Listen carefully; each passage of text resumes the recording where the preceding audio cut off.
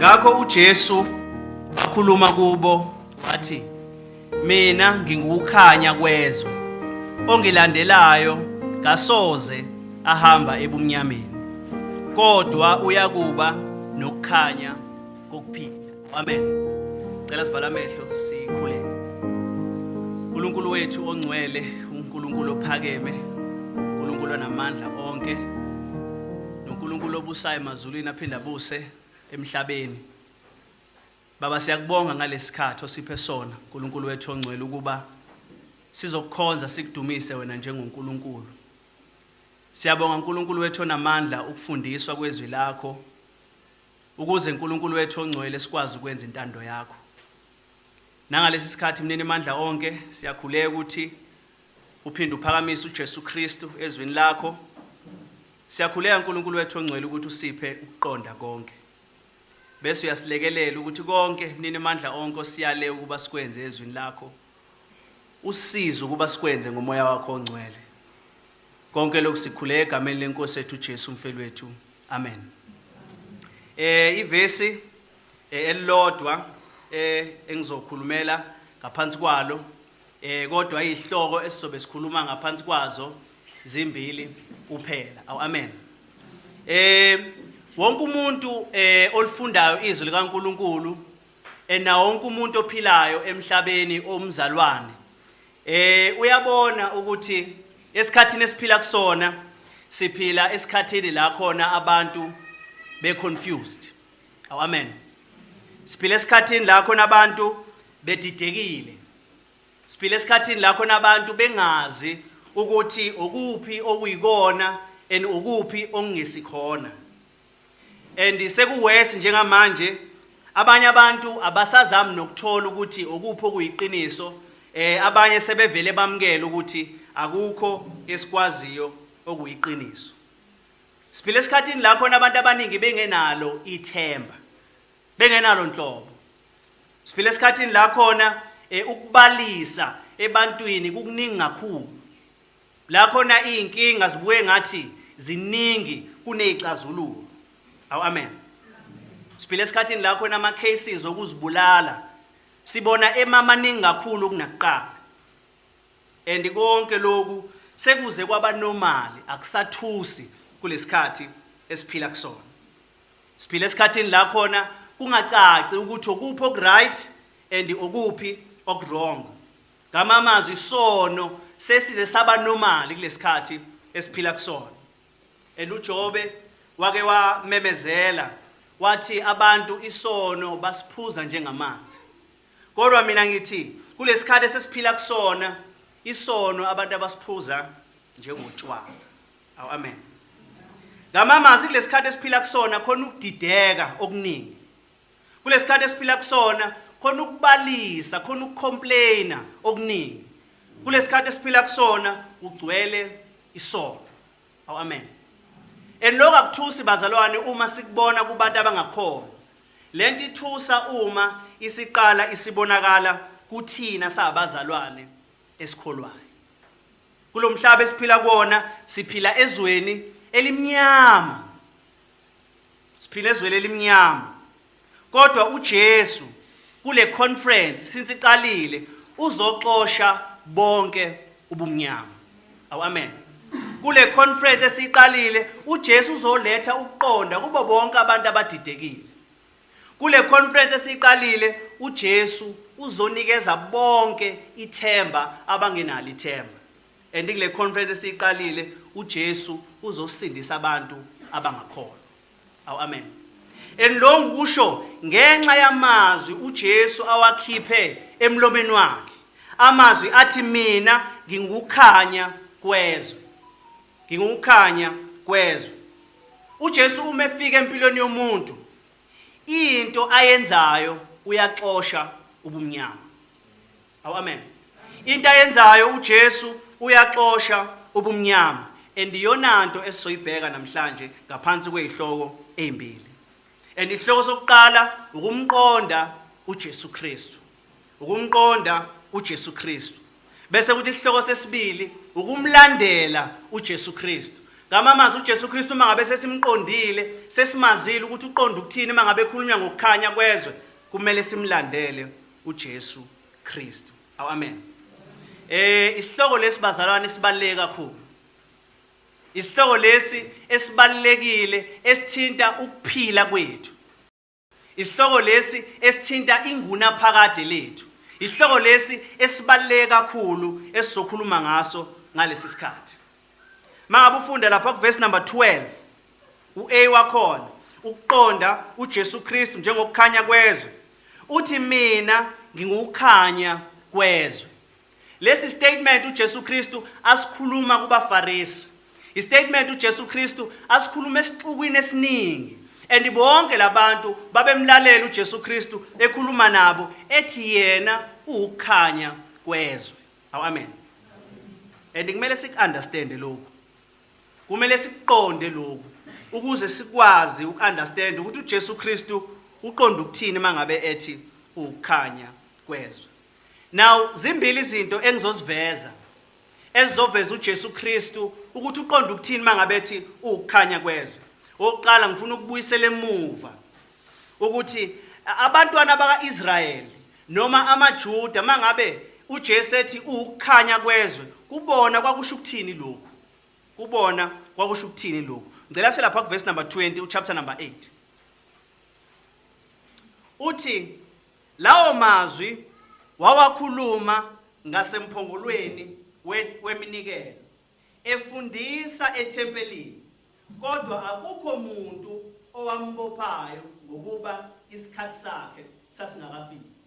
La sithola isetting noma sithola indawo la uJesu Kristu ekhuluma lamazwi ukuthi yena ukukhanya kwezwe. Amen. Amazwi lefanele siqonde ukuqala indawo uJesu Kristu akhuluma wona lamazwi. Nawo bazalwane, ukuze siqonde ukuthi uJesu Kristu wakwenzakalani la, kunemkhosi umthetho uthena ngasikhuluma isiZulu esiqinile. Kunemkhosi noma kunemgidi noma kunama-feast uNkulunkulu noma ama-celebration uNkulunkulu ayewayalile abantwana baka-Israyeli ukuthi bawa-celebrate njalo ngonyaka. Amen. And wonke lama-celebration mangabe sehlangene ayo-7 and babewa-celebrate ngokulandelana kwabo. Umgidi wokuqala noma umgubho wokuqala kwakuwumgubho wePhasika. Ngamamazwi kwakuyisikhathi la babekhumbula mhla uNkulunkulu ebakhipha abantwana baka-Israyeli ebasa ezweni lesithembiso. Amen. Umkhosi wesibili kwakuwumkhosi wesinkwa esingenamvubelo. Isinkwa esingenamvubelo. La khona uIsrayeli kwakufanele ungadli isinkwa esinemvubelo noma isinkwa osinoyeast. Then umkhosi wesithathu kwakuwumkhosi wesivumo sokuqala, wesivuno sokuqala. Ngamamazwi la khona abantwana bakaIsrayeli babe enjoy noma bezobonga uNkulunkulu ukuthi baphile isivuno. And then umkhosi wesi4 kwakuwumkhosi wePentecost. Umkhosi wePentecost. And then umkhosi wesi5 kwakuwumkhosi wecilongo. Kwakuwumkhosi wecilongo. Bese bekhona umkhosi wesi6 okwakuwumkhosi wosuku lokubuyisana. Bese kuzoba khona umkhosi wesi7 la khona uJesu Kristu ememezela lamazwi akhe. And lo mkhosi kwakuwumkhosi wamadokodo. Amen. Kwakuwumkhosi wamadokodo. Ngamamazwi kwakuwumkhosi wamathente. Kwakuwumkhosi wamathente nomkhosi weTabernacle. And yonke lemkhosi esengikhulume ngayo u7 yayimemezela ngoJesu Kristu. Yonke lemkhosi njengoba ngilistile kwakukhona eyayichaza ngoJesu Kristu. Amen. And lo mkhosi lo esikhuluma ngawo la uqala lapha kwincwadi kaChapter number 7 kuJohane.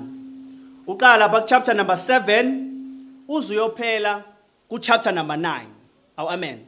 Uzoyophela kuChapter number 9. And isona isikhathi la uJesu abesebenzisa kakhulu ukufundisa abantu ngoba emkhosini bekusuka abantu bakwaIsrayeli endaweni ezahlukahlukene bese bazohlangana ndawonye ukuze bazogubha lo mkhosi. Amen.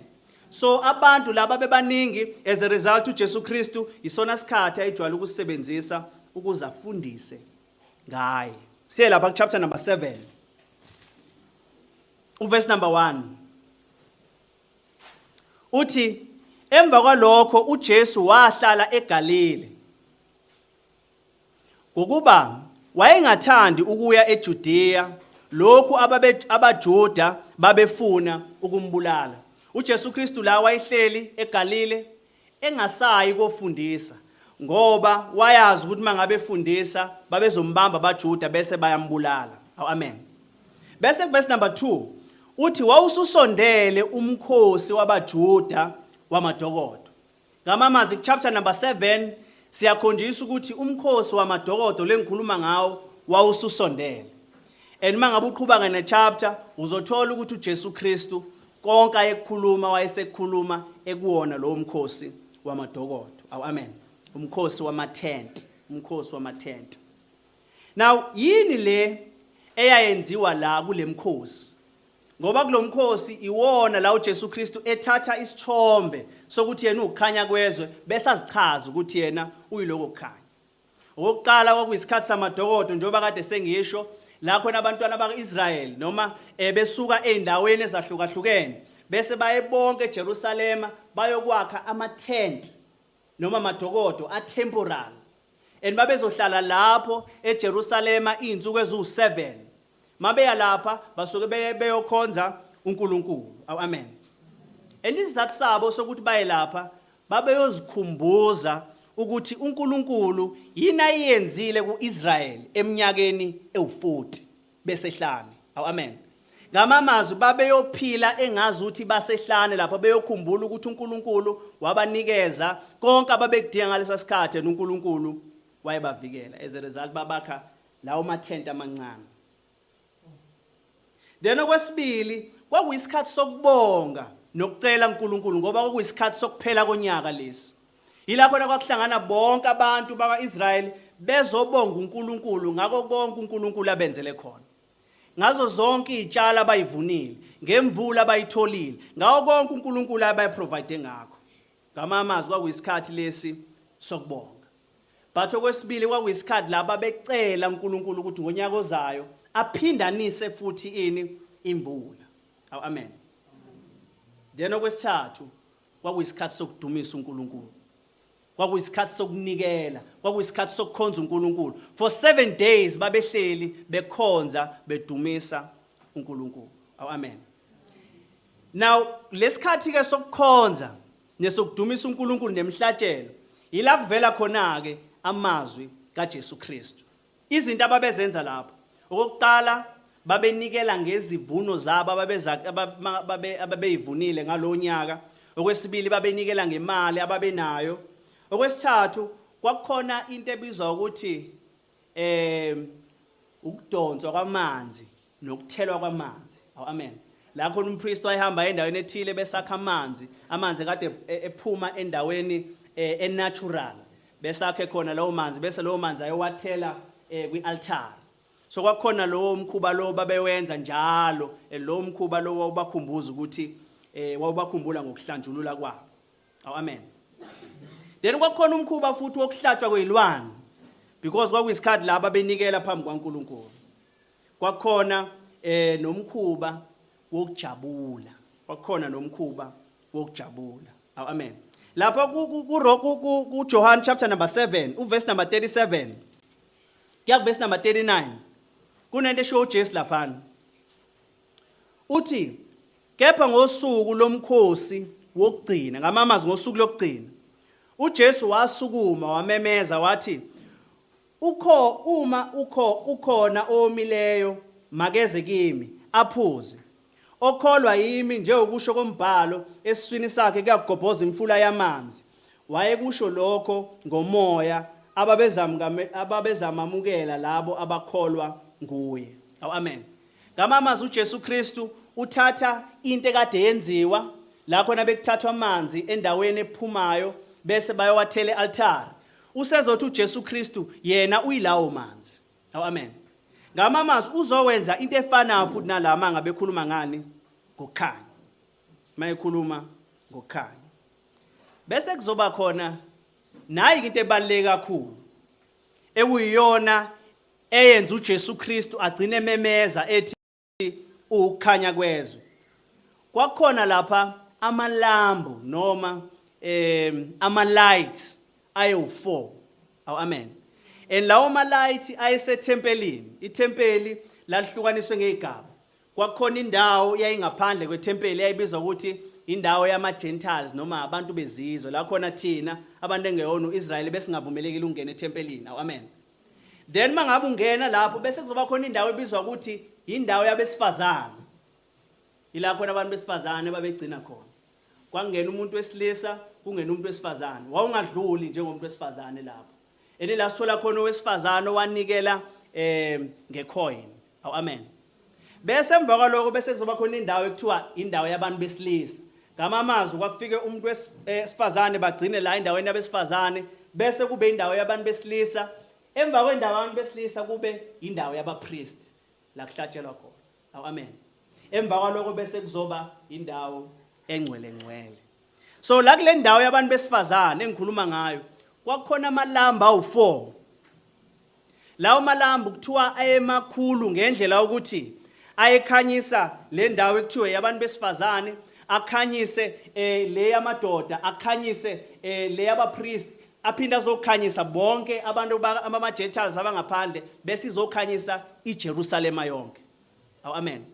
Ngamamazwi kwakuyi-street light lesi esasisikhulu ngendlela ukuthi sasikhanyisa yonke iJerusalema. And uJesu Kristu mangabe ekhuluma lamazwi ethi yena ukukhanya kwezwe usuke ebona leso street light. Amen. Ngasibiza kanjalo. Ngamamazwi leli light leli ababelibona elalibajabulisa ababethokoza ngalo uJesu Kristu uthi uyilona. Amen.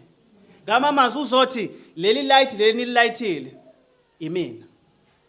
Uthi imina. But ukuze siqonde ukuthi babeqonda ukuthini ngoba uJesu mangabe ethi ukukhanya kwezwe mangabe ubheka ichapter yonke uzobona ukuthi abaFarisi la abaphikisana noJesu mayelana nokukhanya kwezwe. And uJesu akaqhubeka achaze ukuthi kuyini ukukhanya kwezwe. Into abayenzayo baphikisa lento ayishoyo ukuthi unamanga. Amen. Wayiqonda ukuthini? Wayiqonda ukuthini? Oqala lamalambu engiwashoyo ayekhanya ayeveza ukuthi uNkulunkulu unabo. Amen. Kwakuyisikhumbuzo sikaNkulunkulu kwaIsrayeli mhla uNkulunkulu ehola abantwana bakhe for 40 years ebahola ngensika yefu nangensika yani yomlilo. Ngamamazwi uma belayithe leli lambu noma labalambu ayabakhumbuza ukuthi uNkulunkulu unathi. Amen. uNkulunkulu unathi. Ngamamazwi uJesu mangabethi ngingukukhanya kwezwe uqonda ukuthi unathi. Amen. Ngamamazwi lokukhanya lokade kulapha ethempelini la khona abantu bengakwazi ukuya khona ngisho uMoses mhlali ivela lelo lambu wahluleka ngisho ukungena uthi uJesu Kristu sengikhona sengiphakathi kwenu. Amen. Ngamamazwi nguNkulunkulu omile phambi kwenu. NginguNkulunkulu onani. NginguNkulunkulu onani. Elinye lamagama esilazelo kaJesu Kristu bani? uEmmanuel. Eliqonda ukuthi uNkulunkulu unathi. Amen. And mawufunda la uJohn chapter number 1. uJohn mevula incwadi uyivula ngalokho. Uthi ulizwi waba ngumuntu wahlala phakathi kwethu. Sabona inkazimulo yakhe, inkazimulo yezelwe yedwa kayise egcwele umusa neqiniso. Elela gama elithi uJesu waba inyama wahlala phakathi kwethu lisho ukuthi uJesu waba itabernacle. Ngamamazwi uJesu Kristu waba ile tent ekade sikhuluma ngayo lahlala for isikhashana. Ngamamazwi uNkulunkulu wasuka emazulwini wathabatha isimo somuntu bese wafika ebantwini. Amen. So mangabethi ukukhanya kwezwe uqonda ukuthi yena uNkulunkulu enduphakathi kwethu. uNkulunkulu enduphakathi kwethu. And uNkulunkulu nathi bazalwane. Ngesikhathi ekhuluma la wayenabo physical. Mangabe ufunda uFirst John uthi uFirst John bamthinta bamuzwa baze bambona nangamehlo abo. Kodwa manje uNkulunkulu usenathi ngomoya. Amen. Usenathi ngomoya. Ingakho lapha kwincwadi kaMatthew chapter number 28 uverse number 20 uthi niyabona mina nginani insuku zonke ekhuluma nabafundi bakhe ezohamba bathuma ukuthi abahambe boshumayela izwi likaNkuluNkulu. Uthi ngizohamba ngezulwini kodwa nginani. Amen. And uthi ngunani kuze kube sekupheleni. Ngamamazwi esabazalwana kufanele sibe nesikhathi la khona sizizwa silonely. Amen. Ngoba uNkulunkulu unathi.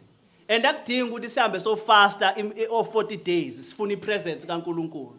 Akudingi ukuthi sihambe senze izinto esingazazi ukuthi yinzini esizenzayo ukuze sithole ubukhona bukaNkulunkulu. Uthi yena unathi. Amen. Uthi unathi. Okwesibili, lamalamba amakhulu ayibakhumbuza ukuthi impilo yabo yonke incike kuNkulunkulu. Labantu uma belala bakwaIsrayeli babengazi ukuthi kusasa bazoya kuphi. Babengazi ukuthi kuzokwenzakalani. Ebusuku mangabe ukukhanya loka kukhanya noma insika yomlilo ikhanya babeqala nabasukume bese bayilandela. Amen. Ngamamazwi yonke lento eyibakhumbuza ukuthi umuntu obaholayo nomuntu okwazi ukuchaza impilo yabo ngokuphelele uNkulunkulu. Amen. uNkulunkulu. Ngamamazwi uJesu la uthi uyena ochaza iqiniso ngokuphelele. Uyena osambulela iqiniso, uyena ochaza impilo ngokuphelele, uyena osinikeza idirection, uyena osinikeza iguidance esabantu. Ngicela sekuJohn chapter number 16.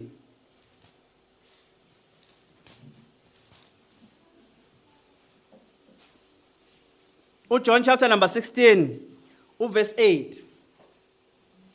Uthi lapho esefikile yena uyakulambulela izwe ukuthi liduke kangakanani mayelana nesono, nangokulunga, nangokwahlulela mayelana nesono ukuba bengakholwa yimi, ngokulunga ngoba ngiya kuBaba, anisaye kubuye ningibone, ngokwahlulela ukuba umbusi walelizwe wahlulela.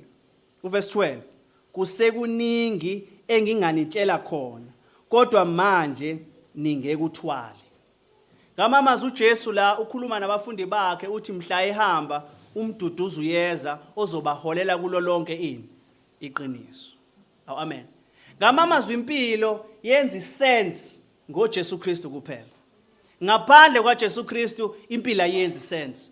uJesu okwazi ukusichazela impilo ngokuphelele. Uyena okwazi ukusichazela wonke amaqiniso esingawazi. Uyena osambulela lonke iqiniso. Amen. Ngamama ngasonke isikhathi mangabe ufikelwa ukudideka, la khona uconfuse ungazi ukuthi kwenzakalani, hamba kuJesu. Ngoba uJesu ukukhanya kwezwe. Amen. Ukukhanya kwezwe. Kodwa kwesithathu, lamalambu ayeveza noma ebanikeza injabulo labantwana.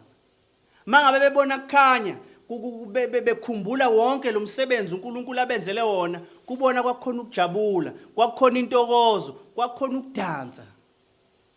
Babedansa. Kwakubanikeza ithemba ukuthi uNkulunkulu unabo. Amen. And uJesu ukhuluma lamazwi uyakubona konke lokho. And uyasho ukuthi mina ngingukukhanya kwezwe. Ngamamazwi imini source yejoy yangempela. Imini source yentokozo yangempela. Imini oletha ithemba langempela. Imini oletha ifulfillment yangempela. Amen. uJesu Kristu. Mangabe ufunda uFilipians chapter number 4 verse number 4, uthi thokozani enkosini njalo njalo. Ngiyaphinda ngithi thokozani. Thina sizizukulwane esibalisa kakhulu. Sizizukulwane esihleli sicomplaina njalo. Sicomplaina ngaloku, sikhala ngaloku, asaleliswa ilutho. Makhona sesikwamukelile sifuna okungaphezulu kwalokho. And isizathu saloko ukuthi intokozo yethu sifuna endaweni ewrong. Intokozo yethu sifuna emalini. Intokozo yethu sifuna kuzo zonke lezi zinto eziphathekayo. And uJesu Kristu uthi yimina oletha intokozo yeqiniso. Amen. Yimina oletha intokozo yeqiniso. Kodwa ukuze sicacelwe kabanzi bazalwana ukuthi uJesu Kristu mangabethi ukukhanya kwezwe uqonda ukuthini, ngifuna sibheke ukuthi usikhanyisela kanjani, noma usikhombisa kanjani, noma lokukhanya kwakhe kukhanya kanjani. Okokuqala, uJesu usiholela kulo lonke iqiniso. uJesu usiholela kulo lonke iqiniso. Siye kuJohane chapter number 1. KuJohane chapter number 1 from verse number 8 to verse number 10.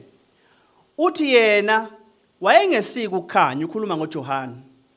Uthi yena wayengesiki ukukhanya, kodwa wayengozofakaza ngokukhanya. Ngamamazwi wayezofakaza ngoJesu.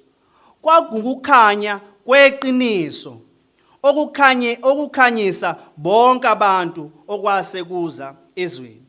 Ulizwi wayekhona ezweni, izwe lavela ngaye, kodwa izwe alimazanga. Ngamamazwi ulizwi uyena osambulela iqiniso. Uyena okwazi ukusivezela amanga neqiniso. Amen. Uyena okwazi ukusivezela okuyikona nokungesikho. Okuyikona nokungesikho. And it makes sense ngoba uyena owadala konke okukhona. Amen. Ngamamazwi uJesu Kristu uyasikhanyisela ngeqiniso okuyizwi lakhe. Okuyizwi lakhe. Masifuna ukwazi noma sifuna ukukhanyiseleka, kumele sihambe sezweni likaNkulunkulu.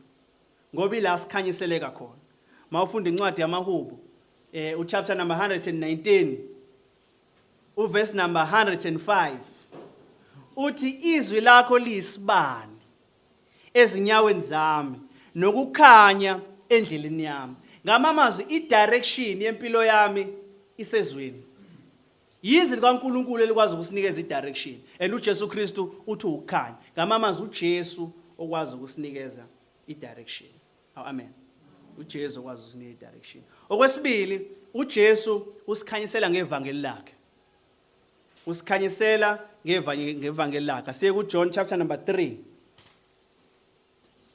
John chapter number 3. So qala pha verse number 16. Siye verse number 21. Uthi ngokuba uNkulunkulu walithanda izwe kangaka, waze wanikela ngendodana yakhe ezelwe yodwa, ukuba yilona lo okholwa yiya ngabhubhi kodwa benokuphila okuphakade. Ngokuba uNkulunkulu kayithumelanga indodana ezweni ukuba izokwahlulela izwe, kodwa ukuba izwe lisindiswe ngayo. Okholwa yiyo akahlulelwa, kodwa ongakholwa usevele wehlulelwa, ngokuba engakholwanga endodaneni kaNkulunkulu. 19. Yilesi sahlulela ukuthi ukhanya kufikile emhlabeni, kodwa abantu bathanda ubumnyama kunokukhanya, ngokuba imisebenzi yabo imimibi. Ngokuba yilona lowo wenza okubi uyazonda ukukhanya, akeze ekukhanyeni, funa imisebenzi yakhe idaluleke. Amen. Ngamamazwi evangelini likaJesu Kristu ila sithola ukukhanyiseleka khona. Ila sikwazi ukubona khona ukuthi uNkulunkulu ngubani. Ivangeli likaJesu Kristu elisichazela uNkulunkulu uthi uNkulunkulu unothando. Ivangeli likaJesu Kristu elisivezela ukuthi uNkulunkulu unomusa kangakanani. Ivangeli likaJesu Kristu elisivezela ukuthi uNkulunkulu uyazonda isono. Amen. Ngamamazwi ivangeli likaJesu Kristu ilona elisikhanyiselayo enilona elisinikeza kabanzi ngoNkulunkulu. Liphinde lisichazele kabanzi ngathi ukuthi thina siyizoni kangakanani. Amen. Lisichazele kabanzi ngathi. Kodwa kwesithathu uNkulunkulu noma uJesu Kristu usikhanyisela ngensindiso. Usikhanyisela ngensindiso. Sekwincwadi yabaseKorinte besibili uchapter number 4. Korinte besibili chapter number 4 verse number 6. Ofundeka kanje. Uthi ngokuba uNkulunkulu wathi akuvele ukukhanya ebunyameni, kukhanye. Nguyena owakhanyisa enhlizweni zethu. Ngamamazwi uyena uNkulunkulu owaletha ispiritual sight. Uyena owasenza ukuthi sikwazi ukubona enhlizweni zethu. Ukuze sikhanyelwe ulwazi lwenkazimulo kaNkulunkulu ebusweni bukaKristu. Bengeke simazi uNkulunkulu, bengeke simazi uJesu Kristu uma uNkulunkulu bengasebenzanga kuthina. Amen. Ukuba uNkulunkulu bengasindisanga wangasizala kabusha, bengeke sikhanyele ukuthi uNkulunkulu ubani. Ngamamazwi uNkulunkulu othena makukhanye, mhla kukhona ubumnyama, usho njalo nasenhlizweni zethu. Utheme sisindisa wenza ukuthi kukhanye zonke izinto zicace. Amen. sifana nempumputhe lapha ku chapter number 9 eyabona uJesu Kristu eyayingaboni and uJesu Kristu wathatha udaka walifaka emehlweni ayo and yavuleka amehlo ayo yabona and yahamba ijabulile. Bathi abaFarisi beyibuza ukuthi ubani okuphulukisile, wathi yena ngasi engikwazi ukuthi bengingaboni kodwa manje sengiyabona. Amen. Ijoy awayenayo nathi sinjengala besingaboni kodwa ngensindiso uNkulunkulu wasikhanyisela. Amen. Sifana uNicodemus chapter number 3. uJesu athi uma ungazalwa kabusha angeke ubone umbuso wezulu. Ngamama zinsindiso uJesu Kristu asikhanyisela kabanzi ngayo. Insindiso asikhanyisela kabanzi ngayo. Ngamamazi njalo mangabe ufikele ukudideka, njalo uma ufikele ungaqondi, njalo uma ufikela ukulimala nesono, hamba ubheka izwi likaNkulunkulu yakuJesu. Hamba ubheka ukukhanya kaNkulunkulu kwensindiso. Hamba ubheka ukukhanya kwaNkulunkulu okuyivangeli. Amen. Okuyivangeli ngoba ikona asikhanyisela ngakho.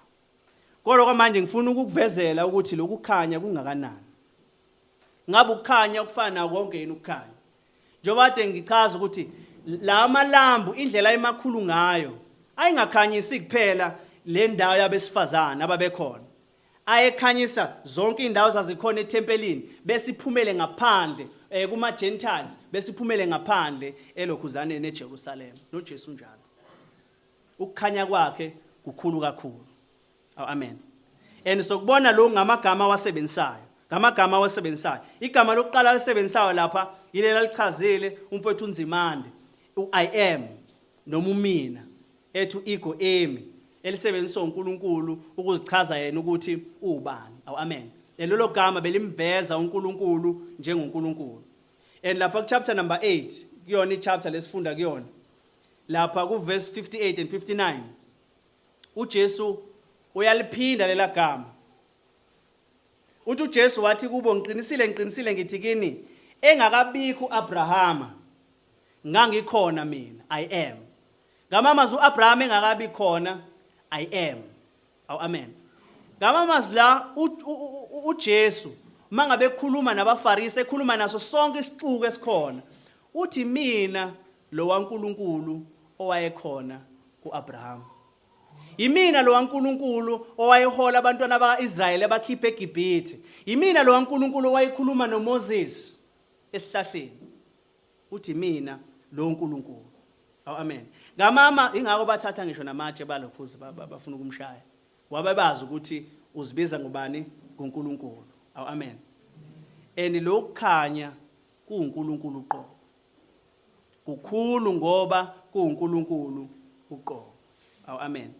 But okwesibili lokukhanya kukhulu ngoba uJesu Kristu la akasho ukuthi I am a light. Amen. Uthi uJesu Kristu I am the light. I am the light.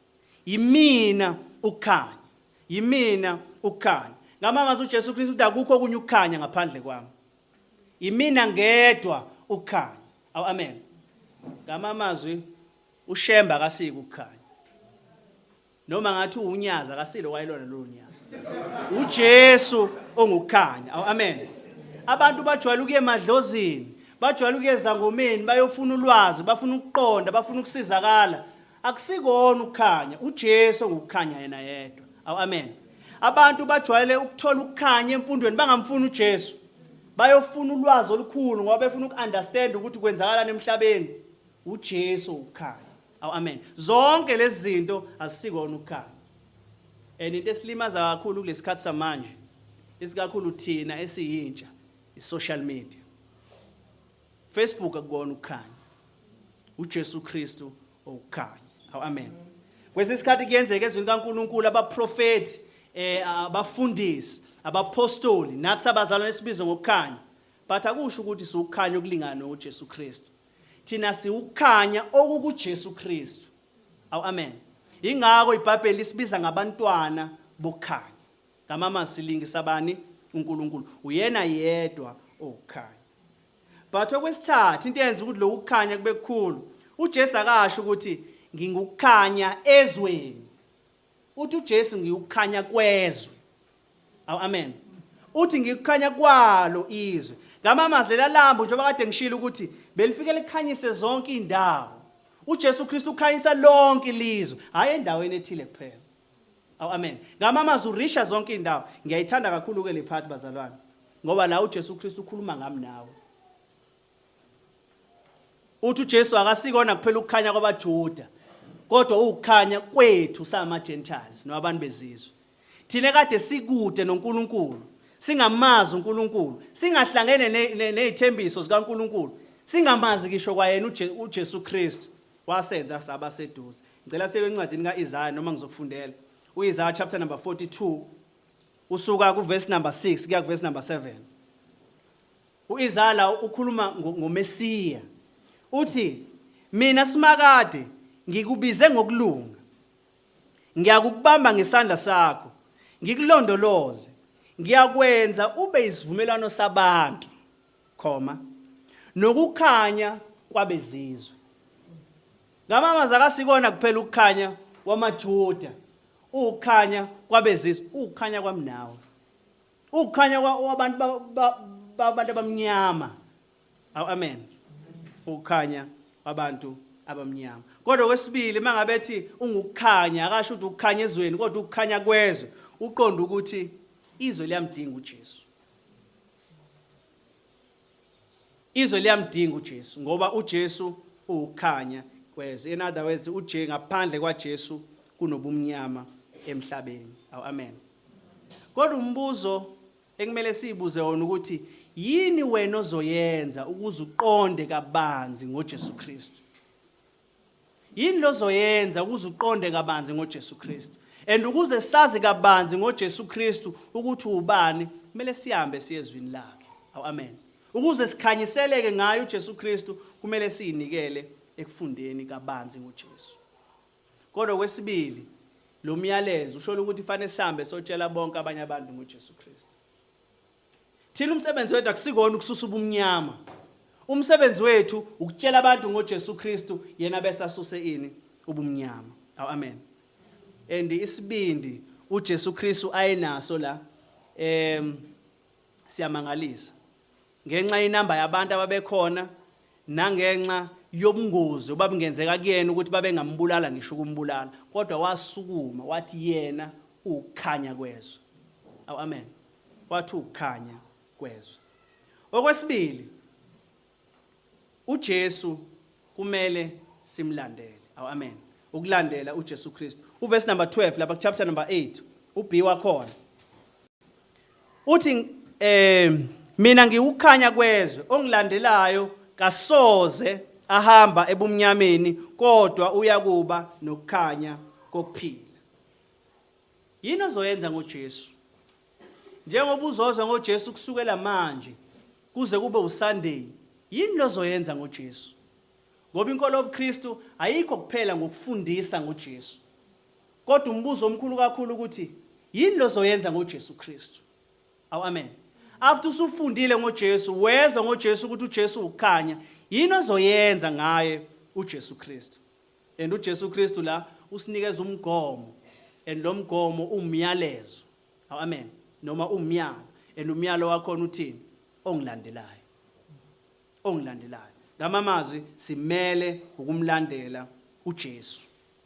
Njengalokhu uIsrayeli wawulandela insika yefu emini, ulandela insika yomlilo ebusuku, kanjalo nathi simele ukulandela uJesu Kristu. Amen.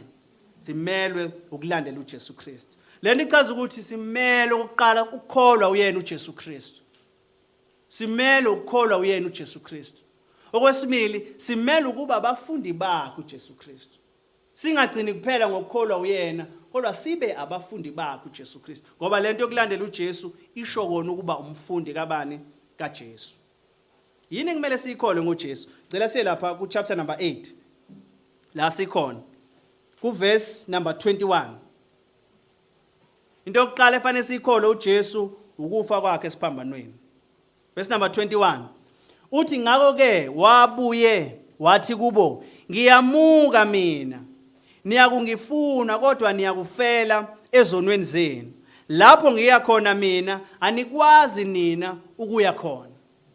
And la uJesu Kristu mekhuluma nabaFarisi ukhuluma ngokufa kwakhe. Mangabe ethi ngiyamuka mina, ukhuluma ngaye ngokuyofa esiphambanweni. Amen. Lapho verse number 24. Athi ngakho ke ngithi kini niyakufela ezonweni zenu ngokuba uma ningakholwa ukuthi mina nginguye niyakufela ezonweni zenu. Ukuze sikwazi ukusindiswa singafeli ezonweni zethu simele ukukholwa ukufa kwaJesu Kristu. Izono zethu zimele ukuxolelwa kuJesu Kristu. Kumele kube khona ukuthula phakathi kwethu noJesu Kristu. Amen. Then verse number 28 athi ngakho ke wathi kubo uma seniphakamisile indodana yomuntu kulapho ke niyakukwazi ukuthi nginguye nokuthi angenzi lutho ngokwami kodwa ngikhuluma lokhu engikufundiswe ngubaba. And uJesu la uyabatshela ukuthi siyeze isikhathi la khona nina nizongibulala. Amen. Nina nizongibulala. Ngamamazi uma ufuna ukulandela uJesu Kristu simele ukukholwa ukufa kwakhe uJesu Kristu. Kodwa wesibili simele ukukholwa ubungcwele bakhe uJesu. Ukuthi uJesu Kristu waphila impilo engcwele. uJesu akasenzanga isono. Amen. Mangabe ufunda lapha chapter number 8 ku verse 46 ngale ngaphesheya. Usakhuluma nabaFarisi ebebelokade bemphikisa. Uthi ngubani ke kini ongidalula isono engisenzileyo na uma ngikhuluma iqiniso pho aningikholwa ngani na. uJesu Kristu udabapoint isono kubona kuyena. And mangabe uqala lapha chapter number 8 noma khona ukuphikisana okukhulu ngento eyenzakalayo lapho yowesifazane olethwa abaFarisi ukuze uJesu Kristu ajaje ukuthi bayambulala noma bambulali yini. uJesu Kristu uthi kubona uma kunina kukhona ongenaso isono akube uyena oqala kuqale ambulale noma amshaye ngamatshe. Elithi iBhayibheli bonke bahamba. Ngamamazwi I'm sure babebona ukuthi mhlambe kukhona umuntu wayewabona lapha bazothi bayangazi ukuthi lo ngiyona. Bagcina bonke behamba. Ngamamazwi babengenaso isibindi sokuma ukuthi mina nginaso isono.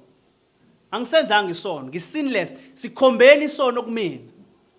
Kodwa uJesu Kristu uza kubona uthi uma ukuthi ningidalulwa ngesono ishoni. Ngamamazwi nabo uqobo babengazi ukuthi uJesu wonengane. Amen. Ngamamazwi uJesu Kristu waphila impilo engcwele and ilonto efanele sikholwe ngoJesu Kristu ukuthi uJesu wagcina umthetho kaNkuluNkulu ngokuphelele. Ingakho uma sikholwa yilo msebenzi lokho kulunga kaJesu Kristu bese kubalele kuthini. Amen.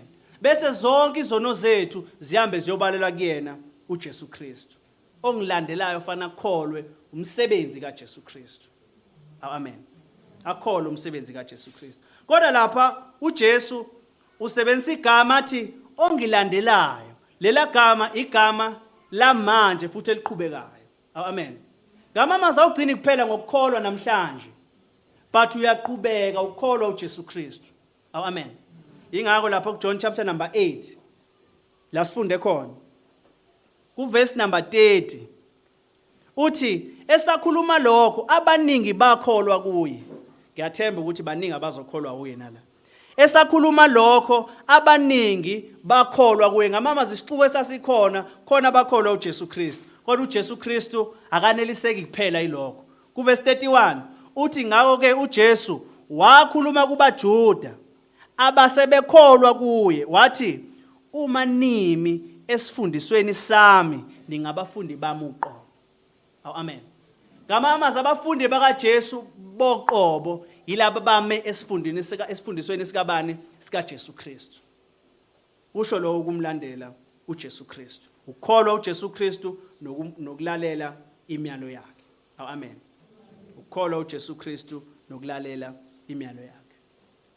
And uJesu la akasho bazalana ukuthi ozongilandela. Uthi ongilandelayo. Ngamamazi akasho ukuthi uzokholwa yimina ngesikhathi sakho oyofisa ngaso. Uthi uJesu manje ongilandelayo. Amen. Ngamamazi ukukholwa uJesu Kristu isinqumo ofanele usithathe namhlanje. Isinqumo ofanele usithathe isemoni ingakapheli. Isinqumo ofanele usithathe usuku lwanamhlanje lingakapheli. Ngoba uthi uJesu Kristu ongilandelayo ngamamazwi namhlanje manje. Amen.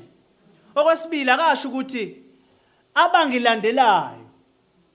Ngamamazwi ukhuluma nawe specifically. Uthi wena umelwe ukulandela uJesu Kristu. Akasho ukuthi mangabe uyingane encane fanele uqale uhambe ocela kubazali.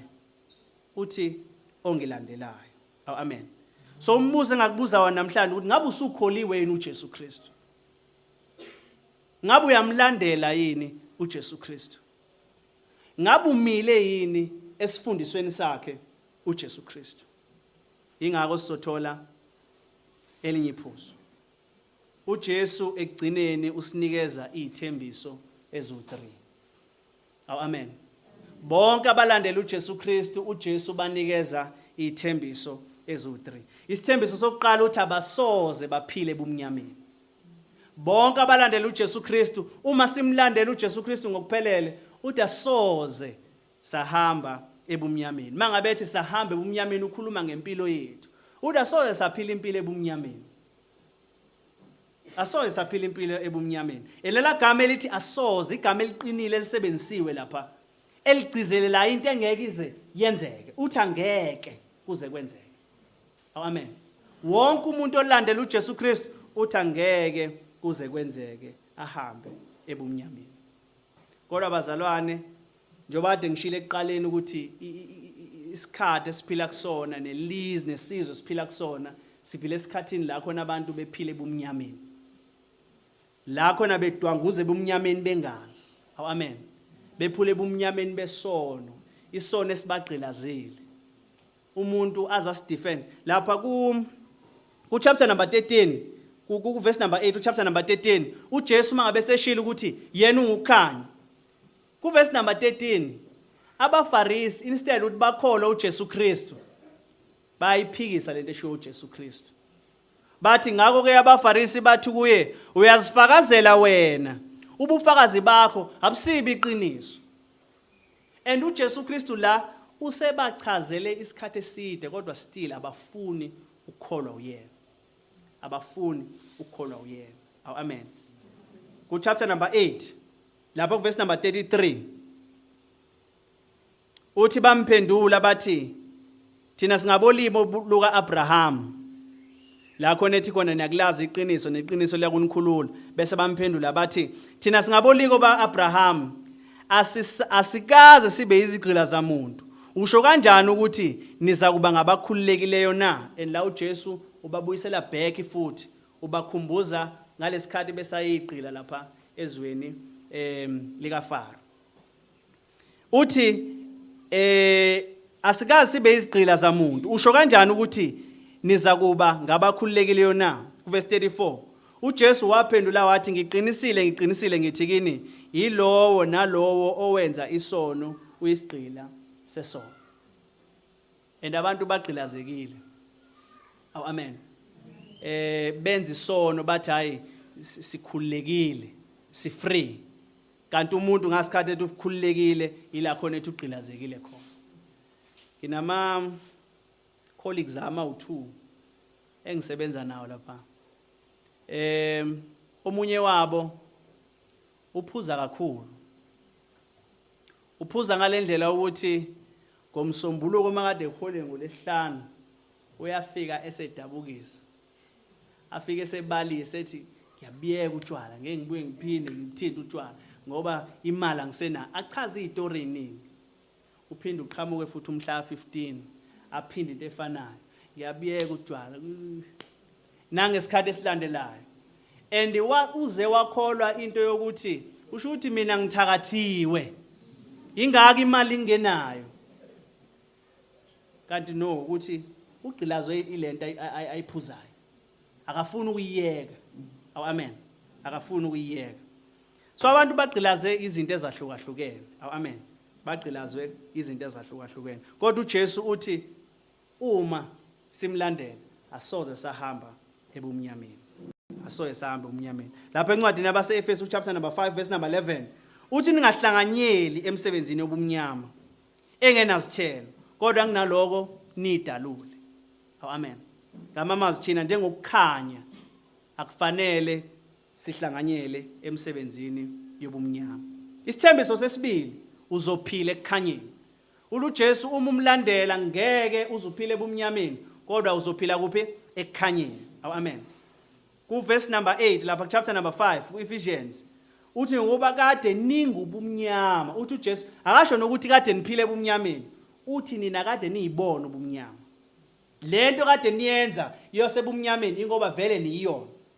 Aqhubeka athi manje ningukukhanya enkosini, hambani njengabantwana bokukhanya.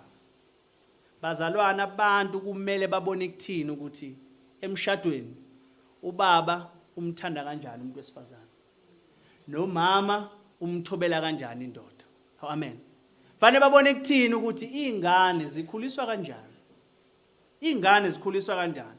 Fanele babone kuthini ukuthi uNkulunkulu weqiniso ukhonzwa kanjani.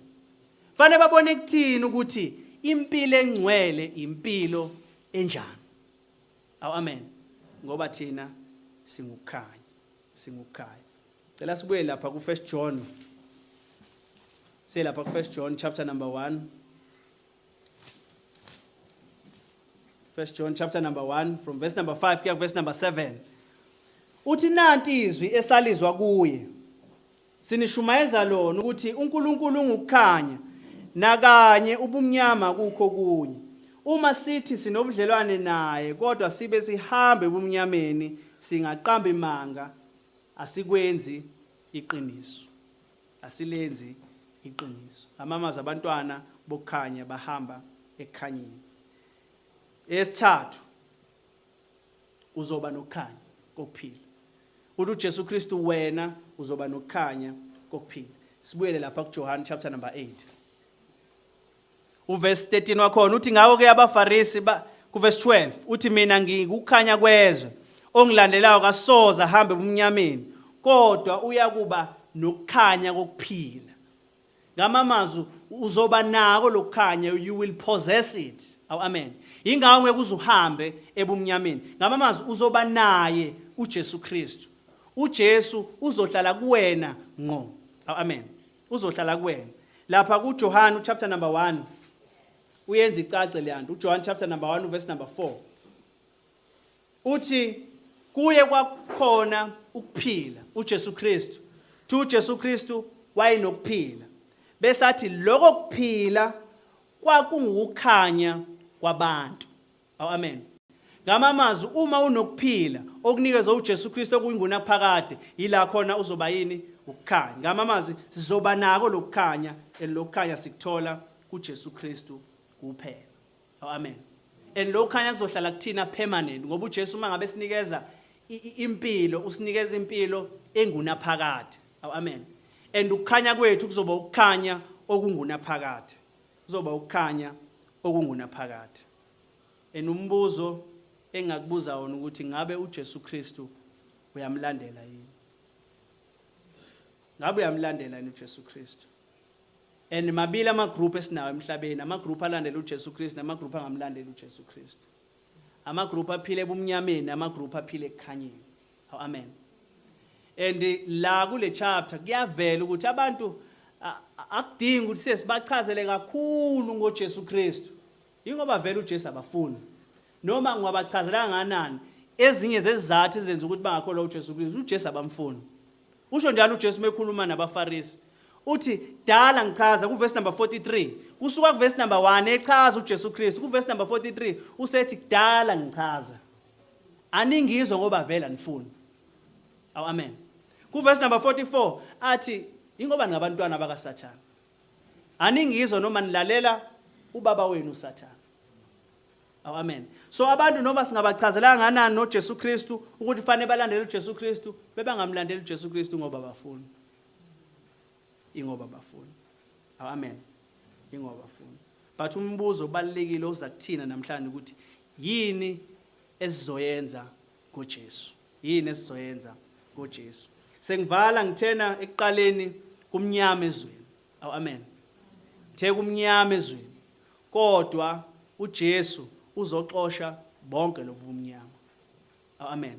uJesu uzoxosha bonke lo mnyama.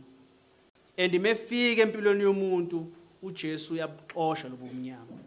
Ubuxosha kanjani? Ingoba yena uNkulunkulu ohlele nathi, yena usiholela kulona lonke iqiniso, and uyena oletha injabulo yeqiniso. Amen. Ngicela nje ukuvala ngaleli verse elapha kwincwadi yesambulo, incwadi kaRevelation, isambulo chapter number 21.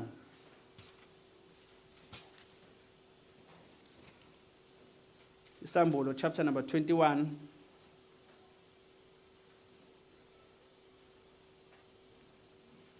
Verse number 21.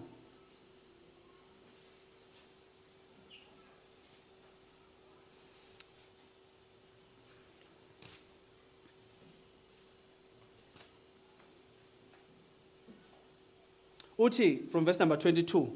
Uthi angilibonanga ithempeli kuwo ngokuba inkosi inguNkulunkulu. Usomandla ithempeli lawo kanye newulu. Umuzi awudingi ilanga nenyanga ukuze kukhanyise, ngokuba inkazimulo kaNkulunkulu iyawukhanyisa, nesibani sawo yiwulu. Izizwe ziyakuhamba ekukhanyeni kwawo, amakhosi omhlaba alethe kuwo ubukhosi bawo, amasango awo awasoze avalwa imini, ngokuba ubusuku abusaye kuba bikho. Amen. La kukhulunywa ngesikhathi esizayo, la khona uNkulunkulu eyobehleli nabantwana bakhe. Kuthi umnyama buyobe sebungasekho, kuyobe sekukhona ukukhanya kodwa, and lo kukhanya kuyobe kuJesu Kristu. Amen.